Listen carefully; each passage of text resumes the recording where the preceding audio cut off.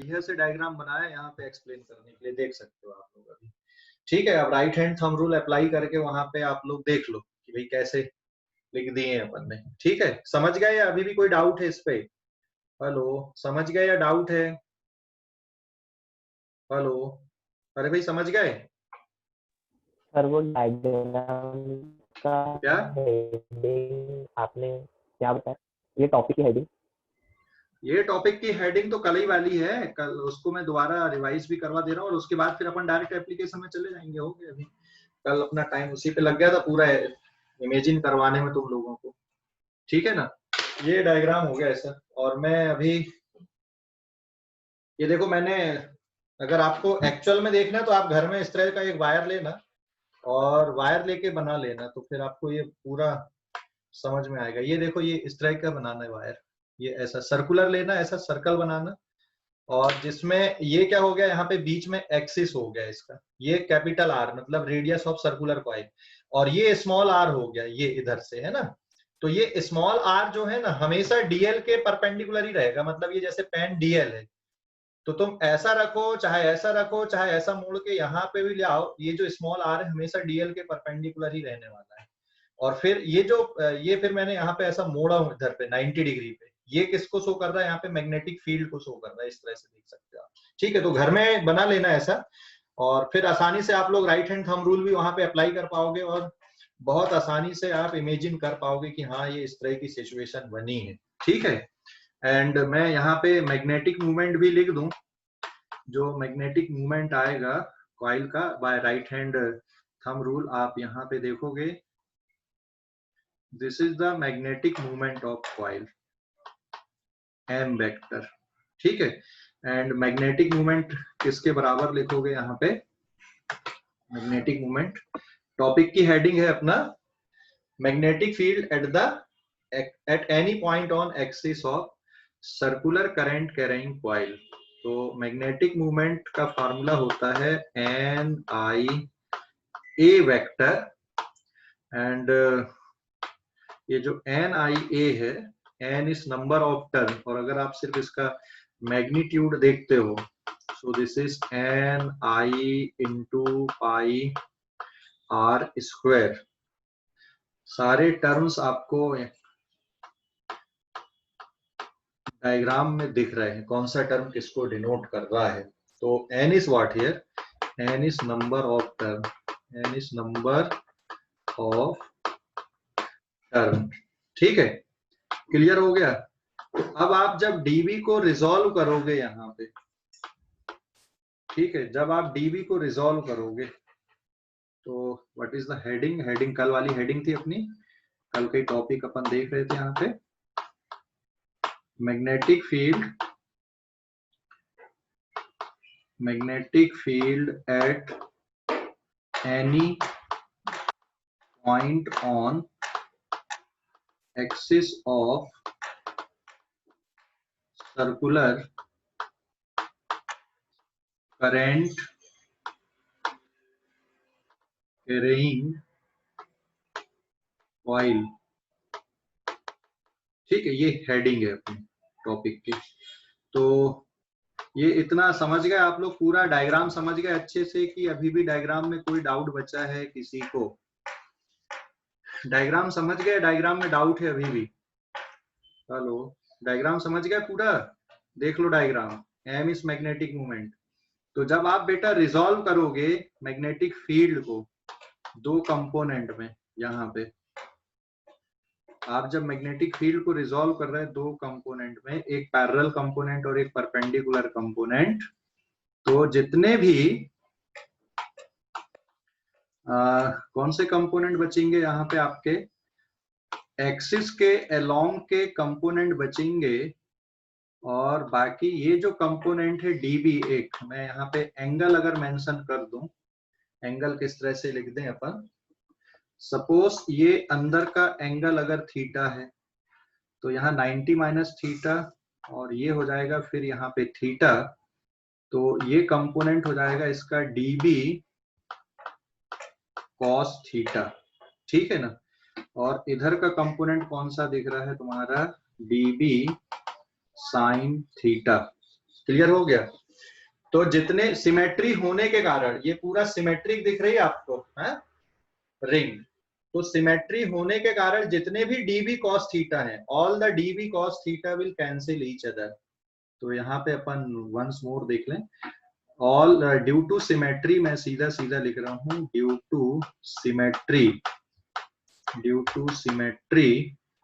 जो dB का direction लिखे P पे, dB की जो वैल्यू लिखे आपने P पे, वो राइट हैंड थंब रूल लगा के वो डायरेक्शन बना, ठीक है, ध्यान रखना उसको। Due to symmetry all dB cos theta will cancel each other, ठीक है, will cancel each other, will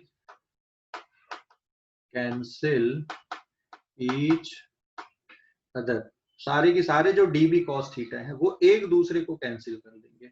और यहाँ पे अगर आप dB का मैग्नीट्यूड देखोगे तो what is the magnitude of dB, mu naught upon 4 पाई, फिर IDL, और फिर साइन 90 डिग्री। क्यों साइन 90 है?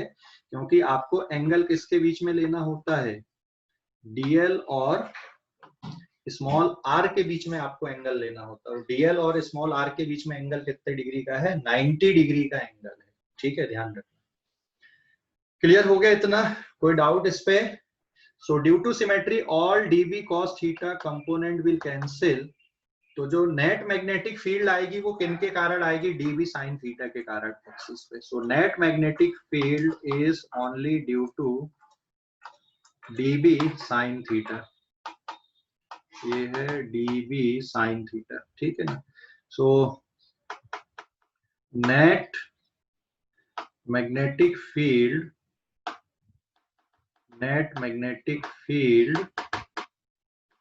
at P is along x axis and it is due to integration of dB sin theta. dB sin theta के कारण net magnetic field बनेगी, किसके कारण मैग्नेटिक फील्ड नहीं आएगी, dB cos थीटा के कारण मैग्नेटिक फील्ड नहीं आएगी, क्योंकि dB cos थीटा वाले जो कंपोनेंट हैं वो एक दूसरे को क्या करते जाएंगे, कैंसिल करते जाएंगे। क्योंकि IDL पूरे कॉइल पे है, पूरे सरकमफ्रेंस पे है, तो जितने भी dB cos थीटा बनते जाएंगे वो सब एक दूसरे के इफेक्ट को क्या करते जाएंगे, कैंसिल करते जाएंगे। सो रिमेंबर दिस, ठीक है। और आप लोग ध्यान रखना, बोर्ड एग्जाम में भी ये आता है इसका डेरिवेशन, तो अभी मैं जैसा कर रहा हूं बिल्कुल वैसे ही आपको इसका डेरिवेशन करना है। So therefore net magnetic field eight P is Bx लिख दिया, मतलब इंटीग्रेशन dB, और यहाँ पे क्या लिख दोगे, साइन थीटा। अब आप वैल्यू पुट कर दो, इंटीग्रेशन dB की वैल्यू क्या है आपके पास में, mu naught upon 4 pi I and then DL divided by small r square, और फिर कितना है यहाँ पे साइन थीटा। तो इस इंटीग्रेशन में देखो क्या क्या कांस्टेंट है, सब कुछ कांस्टेंट दिख रहा है आपको। P पॉइंट फिक्स है, मतलब स्मॉल r की वैल्यू फिक्स है, साइन थीटा भी फिक्स है, कांस्टेंट है। पूरा लूप के लिए आप देखोगे तो थीटा की वैल्यू कांस्टेंट ही मिलेगी, मतलब सिर्फ क्या अंदर रह जाएगा पूरे लूप के लिए, mu naught upon 4 pi I divided by r square, और फिर यहाँ पे आप साइन थीटा भी बाहर कर दोगे, इंटीग्रेशन DL बचेगा, and that is for the complete loop. और कंप्लीट लूप के लिए फिर इसका आंसर कितना बचेगा आपका, mu naught upon 4 pi I divided by r square into sine theta, और कंप्लीट लूप के लिए जो DL है that is given by 2 pi r। तो ये इतना फाइनल रिजल्ट आया। अब इसके बाद फिर अगर अपन अब अगले पेज पे इसका पूरा एकदम फाइनल रिजल्ट अपन लिख देंगे फिर, है ना, या फिर इसी पेज पे बन जाएगा, हाँ इसी पेज पे बन जाएगा। तो अब यहाँ पे जो रिजल्ट आएगा इसका, आप साइन थीटा की वैल्यू को भी रिप्लेस कर दो। यहाँ पे अगर आप देख रहे हो, so what is the sine theta here, sine theta अगर देखोगे तो परपेंडिकुलर अपॉन हाइपोटेन्यूज, तो perpendicular is capital R and hypotenuse is small r। So mu naught मतलब P पॉइंट पे magnetic field mu naught upon 4 pi into I divided by R, और sine theta की value capital R upon small r, और एक बार और क्या है यहाँ पे 2 पाई आर है। तो इसको रीअरेंज कर लो। So this is the final answer. ये आर स्क्वायर है, sorry. So what is the final answer here, mu naught upon 4 pi, और फिर आप थोड़ा अलग लिख दो, 2 फैक्टर अलग लिखो, फिर आई लिखो, फिर पाई आर स्क्वायर लिख दो, और होल डिवाइडेड बाय कितना आ गया, आर क्यूब। तो ये एक टर्न के लिए है, और ऐसे अगर n टर्न रहेंगे तो फिर आप n टर्न के लिए इक्वेशन बना दोगे। ये समझ गए अभी कि कोई डाउट है डेरिवेशन में? देख लो, अभी भी कोई डाउट है क्या? किसी को पूछ लो बेटा। यहाँ पे अभी भी किसी को कोई डाउट है क्या? ले लो, ठीक है। इस पेज का स्क्रीनशॉट ले लो जल्दी से, यहाँ पे ले लिए? इस पेज का स्क्रीनशॉट ले लो जल्दी से, ले लिए क्या? Yes sir.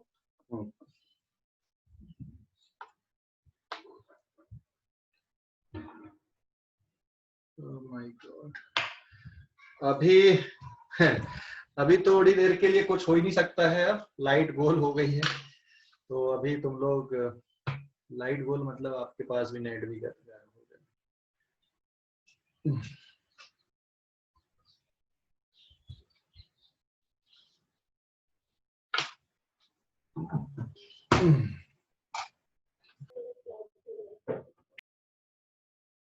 है ना?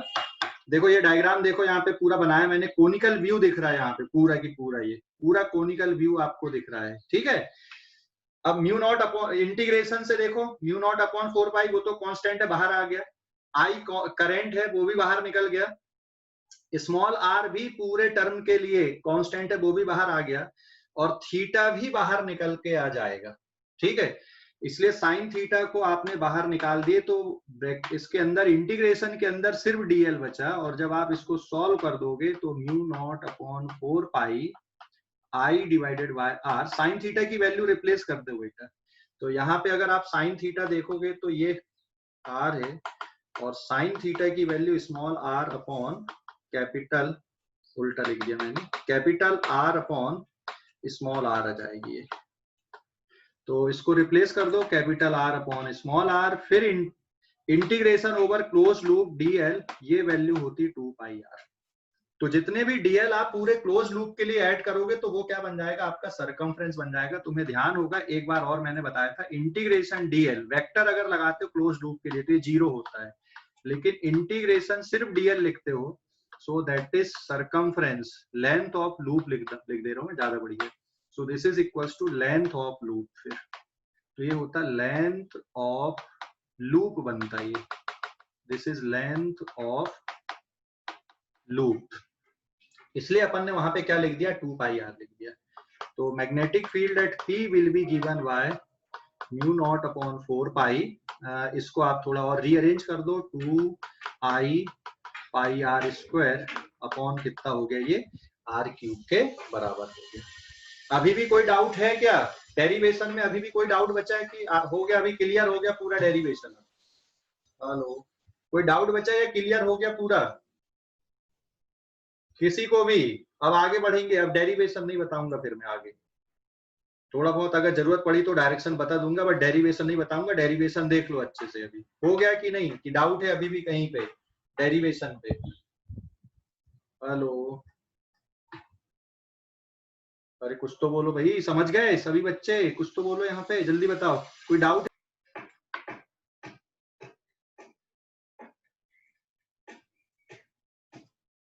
स्क्रीनशॉट ले लो इसका, ले लिए?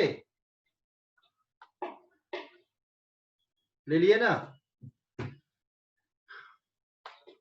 हाँ, अब पेज नंबर 3 पे जा रहा हूं मैं। हाँ, अब अभी जितना पढ़े अपन ने उसको कंक्लूड कर दे रहे हैं अपन। पेज नंबर 3 पे जितना अभी अपन ने पढ़े उसका कंक्लूजन अपन यहाँ पे कर दे रहे हैं, पूरा कंक्लूजन यहाँ पे, जितना अपन ने पढ़े उसका पूरे का कंक्लूजन यहाँ पे। हाँ, तो कंक्लूजन के लिए फिर से मैं एक डायग्राम बना दे रहा हूँ आपको। हाँ मोहित बोल बेटा, अभी क्या बोल रहा तू मोहित? सर cos थीटा का क्या वैल्यू आएगा? कौन से वाले पे? फॉर्मूला cos थीटा की क्या फॉर्मूला बनेगा? cos थीटा का कोई भी बनेगा ना, कैंसिल हो जाएंगे ना cos थीटा। देख ऊपर देख क्यों कैंसिल हो रहा है। यहाँ पे जितने भी dv cos थीटा वाले हैं ये पूरे सरकमफ्रेंस में बनते जाएंगे ना, तो जितने भी dv cos थीटा ये सब क्या होते जाएंगे, कैंसिल होते जाएंगे ना। All dv cos theta will cancel. Yes, जो sir, yes. रिजल्टेंट है वो सिर्फ किसके कारण बचेगा, sin थीटा वाले के कारण बचेगा, cos थीटा वालों के कारण नहीं बचेगा ना रिजल्टेंट, सब कैंसिल कर देंगे एक दूसरे को। समझ गए मोहित? Yes, sir. हाँ ठीक है। तो अब ये पेज नंबर 3 में अब जितना अपन ने पढ़े यहाँ पर का पूरे का कंक्लूजन देख लो अब यहाँ पे पेज नंबर 3 पे। तो अब यहाँ से अब सबको आगे की कहानी याद भी रखना पड़ेगा। n is number of turn, n is number of turn here, और I क्या हो गया यहाँ पे करंट, I is करंट। और उसके बाद अब आपको सीधे सीधे इतनी लंबी चौड़ी कहानी याद नहीं रखना है। आपने ये जैसे एक्सिस बना दिया यहाँ पे circular current carrying coil, magnetic movement में यहाँ पे ड्रॉ कर दे रहा हूँ magnetic movement vector. Magnetic movement vector जाएगा बेटा सेंटर से बाहर की तरफ, मतलब राइट हैंड थंब रूल लगाना यहाँ पे मैग्नेटिक मूवमेंट के लिए। ये मैग्नेटिक मूवमेंट वेक्टर हो गया, ठीक है। और वायर की जो रेडियस है, this is the radius of wire.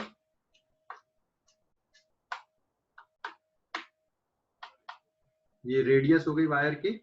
और फिर कोई पी पॉइंट है जैसे यहाँ पे, इस पी पॉइंट पे मैग्नेटिक फील्ड देखोगे एक्स डिस्टेंस पे, या यहाँ पे कोई क्यू पॉइंट है, यहाँ पर भी एक्स डिस्टेंस है। तो दोनों जगह पे जो मैग्नेटिक फील्ड आएगी, क्यू पॉइंट हो या फिर पी पॉइंट हो, दोनों जगह पे मैग्नेटिक फील्ड मैग्नेटिक मूवमेंट के डायरेक्शन पे रहेगी। ये क्यू पॉइंट पर मैग्नेटिक फील्ड है, किसके डायरेक्शन पे है, मैग्नेटिक मूवमेंट के। ये पी पॉइंट पे मैग्नेटिक फील्ड है, किसके डायरेक्शन पे है, मैग्नेटिक मूवमेंट के डायरेक्शन पे है। और पूरा ओवरऑल जो फार्मूला आया अपना मैग्नेटिक फील्ड का, वो कितना आ गया, मैग्नेटिक फील्ड का overall formula now at P और एट क्यू कहीं पर भी, total magnetic field will be given by mu naught upon 4 pi। और फिर कितना है यहाँ पे, that is 2, फिर m divided by, आप चाहो तो वेक्टर, ठीक है, आप सीधे सीधे क्या लिख दो यहाँ पे, वेक्टर लिख दो, सीधा वेक्टर लिख दो यहाँ पे। तो वेक्टर लिखने से हमारा काम ये हो गया कि डायरेक्शन भी पता चल गया मैग्नेटिक फील्ड का। तो m वेक्टर किसके बराबर है, n i एरिया वेक्टर। और इसका मैग्नीट्यूड अगर देखोगे तो एन आई, और एरिया की जगह पे आ जाएगा pi R square. R is the radius of circular coil. इसके अलावा फिर स्मॉल आर की वैल्यू, स्मॉल आर की वैल्यू कितना है, this is X square plus are square की पावर 1/2। तो फिर आर क्यूब कितना हो जाएगा, X square plus are square power 3/2। तो ये पूरा कंक्लूजन आ गया जितना अपन ने पढ़े, तो इसलिए आप इसको नोट पे रखो। तो ये है पूरा रिजल्ट जिसको आपको ध्यान पे रखना है। अब यहाँ पे आप स्पेशल केस लगा दो। स्पेशल केस, अगर मान लो x की वैल्यू r से बहुत ग्रेटर है, तो फिर x square plus are square की वैल्यू नियरली क्या बचेगी, x की वैल्यू अगर आर स्क्वायर से बहुत ग्रेटर है r से, तो एक्स स्क्वायर बचेगा। तो फार्मूला क्या बन जाएगा, मतलब आप बहुत लार्ज डिस्टेंस पे जब कैलकुलेशन करोगे तो फार्मूला रिड्यूस हो जाएगा mu naught upon 4 pi 2m divided by x cube में, ये फार्मूला रिड्यूस हो जाएगा फिर, ठीक है ना। और अगर आप कॉइल के सेंटर पे यही कैलकुलेशन करते हो,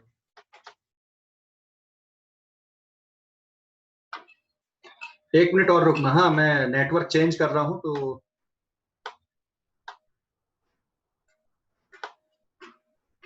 ठीक है, दोबारा से जाएगा ये कनेक्शन।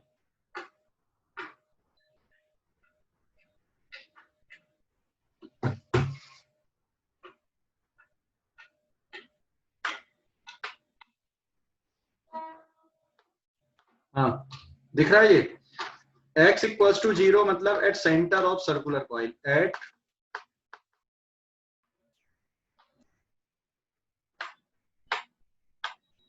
हाँ दिख रहा है अभी, at centre of circular coil बेटा अभी, हाँ, at centre of circular coil, at centre of coil बस लिख दे रहे हैं अपन, एट सेंटर ऑफ कॉइल।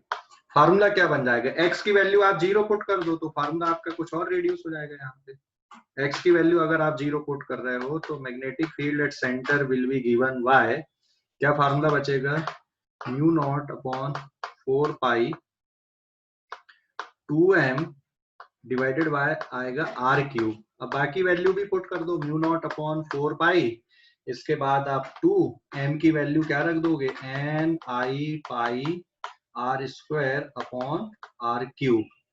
इसको सॉल्व कर दोगे तो you will get the very simple result जो अपन ने ऑलरेडी किया हुआ है। कितना बचेगा, mu naught N I divided by 2r, this is the magnetic field at the centre of circular coil. Clear हो गया ये, क्लियर हो गया ये, कि कोई डाउट है अभी इस पे, पूरे कंक्लूजन पे कोई डाउट है क्या, इसको याद रखना अब आप लोगों को, ये जितना भी अपन ने कंक्लूजन पढ़ा है इस कंक्लूजन को आगे याद रखना है। और अगर आप ग्राफ प्लॉट करोगे यहाँ पे मैग्नेटिक फील्ड का डिस्टेंस के साथ में, तो ग्राफ कैसा बनेगा, इधर पे आप मैग्नेटिक फील्ड ले लो, ये हो गया x equals to 0, this is the centre of circular coil. और अगर आप यहाँ पे इसका ग्राफ बनाते हो मैग्नेटिक फील्ड का, तो सेंटर पे मैग्नेटिक फील्ड सबसे ज्यादा रहेगी और दोनों तरफ जाने पे फिर मैग्नेटिक फील्ड क्या होने लगेगी, डिक्रीज होने लगेगी। तो सबसे ज्यादा मैग्नेटिक फील्ड कहाँ पे आएगी, इसके सेंटर पे सबसे ज्यादा मैग्नेटिक फील्ड रहेगी, उसके बाद दोनों तरफ मैग्नेटिक फील्ड डिक्रीज होगी। मैंने यहाँ पे एक ही डायरेक्शन पे बनाया है, जबकि अपन ने उस पे इलेक्ट्रोस्टैटिक में रिंग के लिए कैसा बनाए थे, याद है ना, नीचे बनाए थे, एक ऊपर बनाए थे और एक नीचे बनाए थे। रिंग के सेंटर पे इलेक्ट्रिक फील्ड 0 थी और वहां पे डायरेक्शन रिवर्स हो रहा था, लेकिन यहाँ पे डायरेक्शन रिवर्स नहीं हो रहा मैग्नेटिक फील्ड का। मैग्नेटिक फील्ड का डायरेक्शन यहाँ पे हमेशा किसके डायरेक्शन पे है, मैग्नेटिक मूवमेंट के डायरेक्शन पे है, ठीक है ना। तो मैग्नेटिक फील्ड यहाँ पर हमेशा कैसी रहेगी, मैग्नेटिक फील्ड का जो डायरेक्शन है, मैग्नेटिक फील्ड का डायरेक्शन कैसा आएगा, सेम रहेगा। और सबसे ज्यादा मैग्नेटिक फील्ड कहाँ पे रहेगी, सेंटर पे सबसे ज्यादा मैग्नेटिक फील्ड रहेगी। सिमेट्रिक ग्राफ रहेगा बेटा, सिमेट्रिक ऑन बोथ साइड, ठीक है ना। ये ग्राफ यहाँ पे ध्यान रखना, सिमेट्रिक रहेगा दोनों तरफ।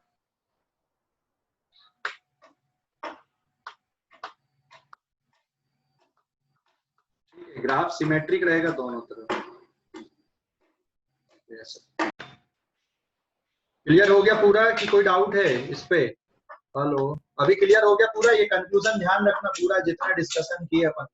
अब इसके क्वेश्चन आंसर करेंगे अपन अगली क्लास पे, ठीक है, बस अब इसके क्वेश्चन आंसर हैं, अब क्वेश्चन आंसर अपन अब अगली क्लास में करेंगे। क्लियर हो गया कि नहीं, डाउट बचा अभी भी कुछ है तो पूछ लो। अब यहाँ पे इस पेज तक कोई डाउट है क्या, किसी भी बच्चे को है क्या?